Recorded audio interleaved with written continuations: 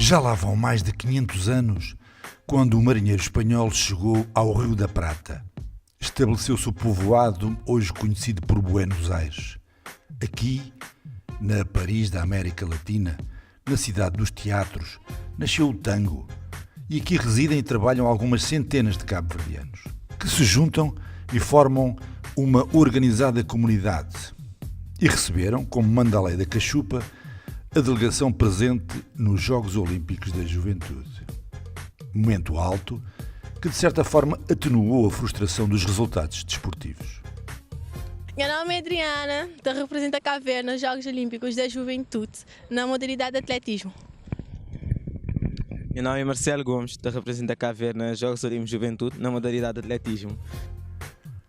Os ares bons da capital argentina não foram atmosfera suficiente para Adriana e Marcelo, que no atletismo ficaram aquém do proposto.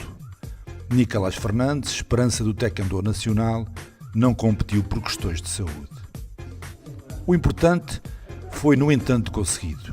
Espírito olímpico, contacto, experiência e, como é óbvio, colocar o nome de Cabo Verde no panorama do desporto universal.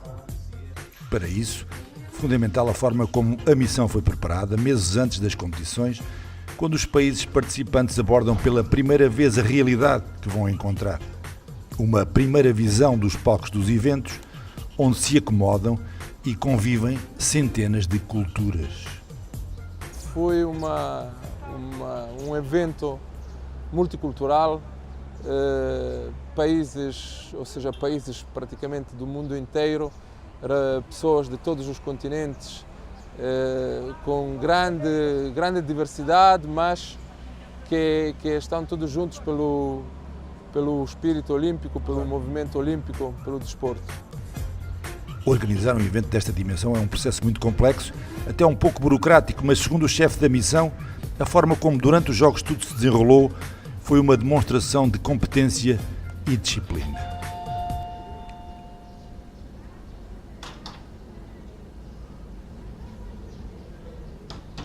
Bom, verdade seja dita, o mesmo se espera da recém-criada Federação de Esgrima. De novas armas se armaram as Forças Armadas, que por estes dias formalizaram um processo iniciado no âmbito da Criolità, a amizade de Cabo Verde e Itália, que dá bons frutos também no desporto.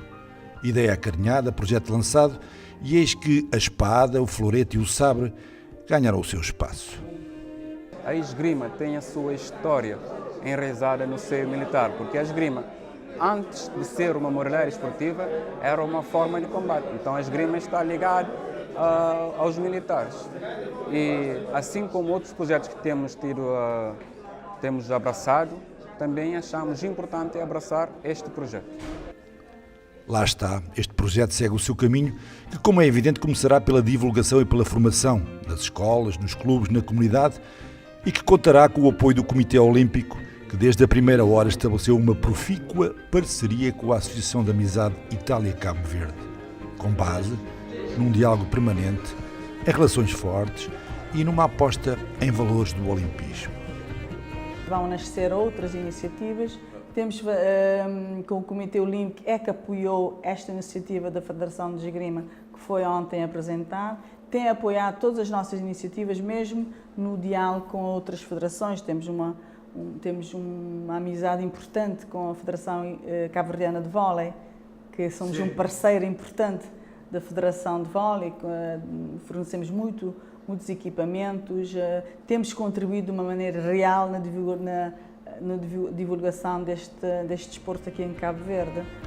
Como reforça Maria Silva, a Criolità consegue fazer muita coisa porque o segredo está na força das relações. Nascem ideias que rapidamente se tornam projetos a executar. Ora, nem mais. O mesmo se passa a um nível mais institucional, é certo, com o que se entende por cooperação entre países, no caso em apreço, Cabo Verde e Cuba. Em contexto de movimento olímpico, é um fruto desejado. Há anos que os governos dos dois países assinam acordos em vários setores de atividade. E o desporto não foge à regra.